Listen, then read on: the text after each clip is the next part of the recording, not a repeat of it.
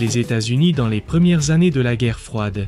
Obsédés par la découverte du comportement des ailes delta, une géométrie aérodynamique qui n'existait pratiquement que sur les plans de l'ingénieur allemand appelé Alexandre Lippisch, capturé après la fin de la Seconde Guerre mondiale. Ces conceptions, en particulier le Lippisch DM1, semblaient tellement en avance que de nombreux ingénieurs américains pensaient qu'elles détenaient la clé du futur vol supersonique.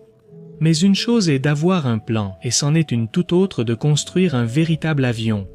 C'est ainsi qu'est né le Convair XF-92, un prototype expérimental conçu pour tester ce que personne aux États-Unis n'avait encore essayé, un intercepteur à aile delta. Dès le début, tout indiquait que ce projet allait être compliqué. Trop de théories, peu d'expérience pratique, des moteurs insuffisants et une aérodynamique dont personne ne savait comment elle réagirait dans le monde réel. Cependant, à partir de cette expérience ratée, les États-Unis ont développé deux des intercepteurs les plus emblématiques de la guerre froide, le Convair F-102 Delta Dagger et le F-106 Delta Dart. Dans cette vidéo, nous allons retracer son histoire, expliquer sa conception, les problèmes rencontrés et leurs raisons. Bien qu'il ne soit jamais entré en service, le XF-92 a marqué le début des conceptions d'avions supersoniques américains. Bienvenue dans une nouvelle vidéo de l'Aéropédie de l'aviation.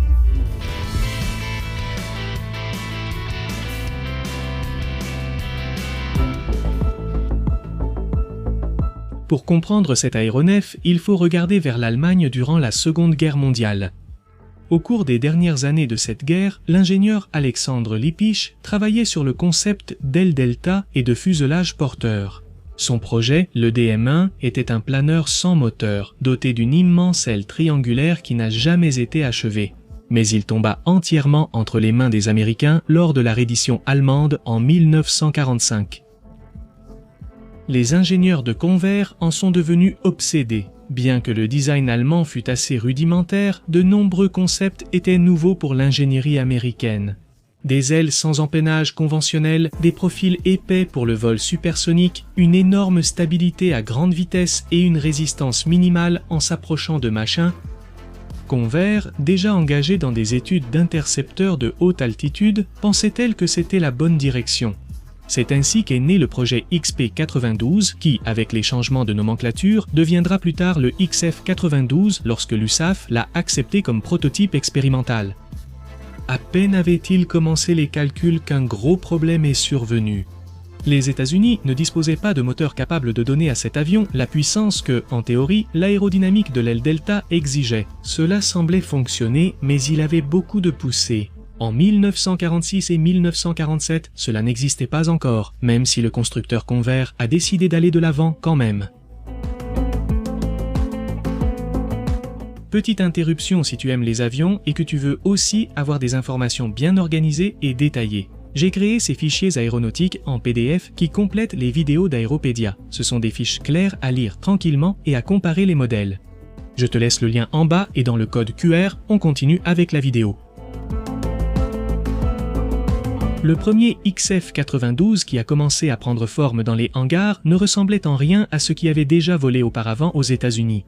Son aile en flèche, une géométrie radicale pour l'époque, et un fuselage qui était pratiquement un tube avec une prise d'air à l'avant alimenté par un turboréacteur qui, même sur le papier, était très insuffisant. La cabine pressurisée, le train d'atterrissage, typique tricycle, et la structure métallique étaient assez conventionnels, mais tout le reste était un saut dans le vide.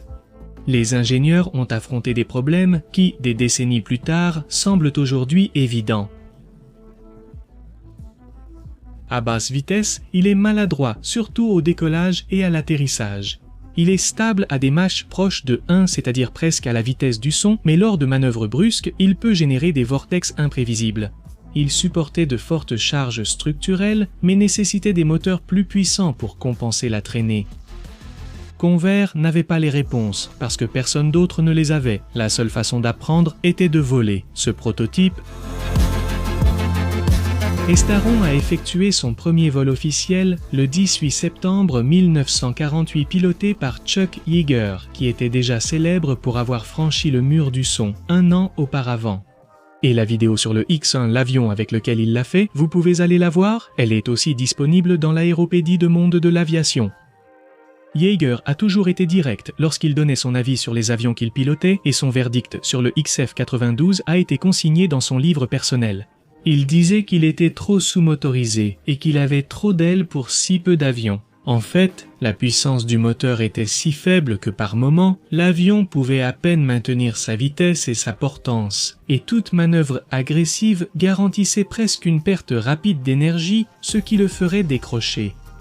Mais le plus important n'était pas seulement ses performances, c'est que les ingénieurs apprenaient beaucoup. Cet avion a permis d'analyser pour la première fois, avec des données réelles, comment les ondes de choc se comportaient sur une aile delta. La formation de vortex a de grands angles d'attaque, le comportement transsonique, la stabilité directionnelle avec un nez en flèche et les pertes de contrôle à basse vitesse. Chuck Yeager a réalisé des manœuvres de plus en plus exigeantes, y compris des montées verticales et des plongées rapides pour pousser l'avion vers Mach 1, mais il ne l'a jamais dépassé, il n'a jamais franchi le mur du son. Pourtant, les informations qu'il a générées ont été très utiles. L'une des plus grandes erreurs du XF-92 était la forme de son nez, directement dérivée du design allemand. Le fuselage avait une courbure qui, à grande vitesse, générait une onde de choc affectant le flux alimentant le moteur ainsi que la gouverne de direction.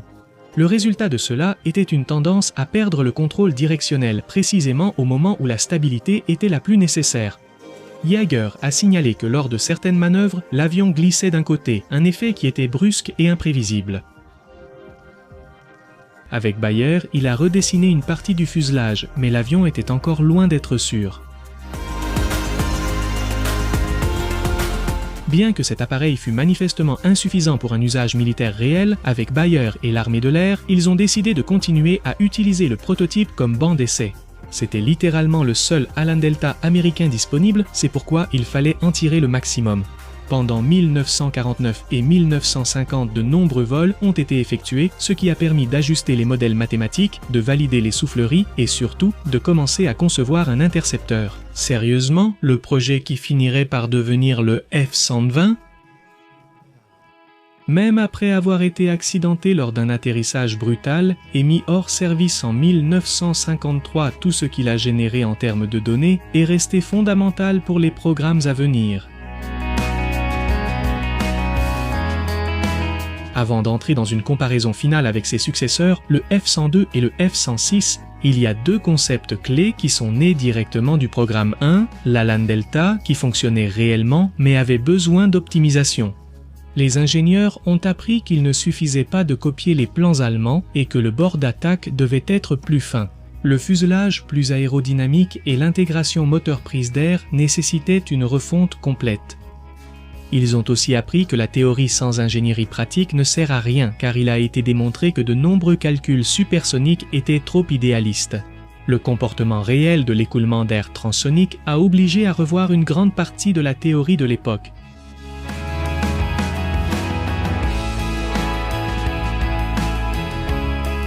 Maintenant, j'aimerais le comparer à ses descendants directs, les Alan Delta de Convair.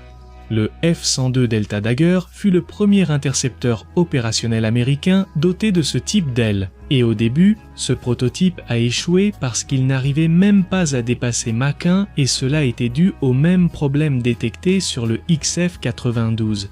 La traînée transsonique très élevée, un fuselage non optimisé pour les flux transsoniques et supersoniques et des prises d'air inefficaces. Le changement est arrivé avec la découverte de la règle des airs, selon laquelle le fuselage devait se rétrécir à un certain endroit pour réduire la traînée transsonique. C'est là qu'ils se sont rendus compte que le problème ne venait pas de l'aile, mais de son intégration avec le fuselage. L'application de cette règle a permis au F-102 de franchir enfin le mur du son, puis est venu le F-106 Delta Dart, une version nettement améliorée. Pendant de nombreuses années, il a été l'intercepteur le plus rapide des États-Unis, atteignant Mach 2,3. L'aile Delta était déjà beaucoup plus raffinée, avec un profil encore plus fin, l'intégration du fuselage et de l'aile était bien plus optimisée.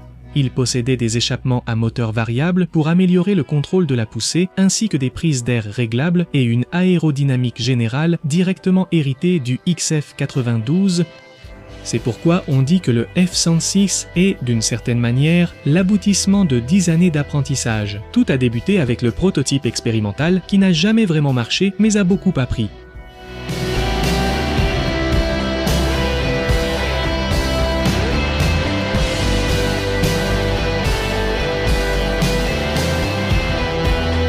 Le Convair X92 n'est jamais entré en service et n'a battu aucun record, mais son importance a été immense. C'était la première véritable étape aux États-Unis pour comprendre l'aile delta, une géométrie qui allait dominer les intercepteurs des années 50 et 60. Toute l'industrie aéronautique américaine a tiré des enseignements de cet aéronef. Son héritage a perduré dans le F-102 et le F-106 ainsi que dans tous les avions à aile delta qui ont suivi. Voilà l'importance que le X92 SAN6 a eu dans le monde.